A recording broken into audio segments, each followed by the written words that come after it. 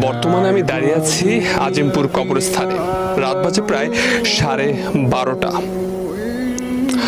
এখানে আসার উদ্দেশ্য হলো মানুষকে আসলে কিছু বার্তা দেয়া, তাদেরকে আসলে জীবনের বাস্তবতা সম্পর্কে কিছুটা ধারণা দেয়া।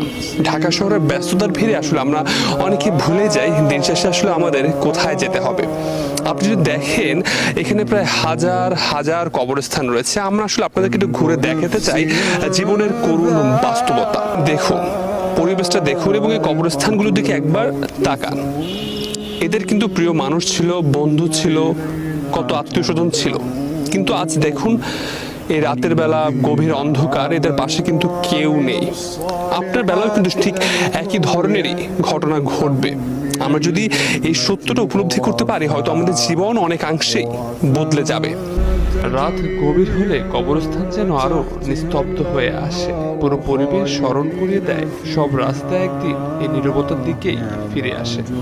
অনেক তরুণের এই ভুল ধারণা রয়েছে তারা হয়তো মৃত্যু হলে মারা যাবে, কিন্তু বাস্তবতা হলো আমরা কবরস্থানে এসে দেখতে পেয়েছি অনেক তরুণ কিন্তু এখানে ঘুমিয়ে আছে।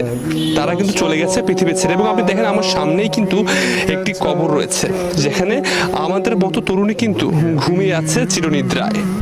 কবরস্থানের মধ্য দিয়ে হাঁটতে হাঁটতে মনে পড়ে সব দৌড়ঝাঁপের শেষ গন্তব্য এখানে। এটাই জীবনের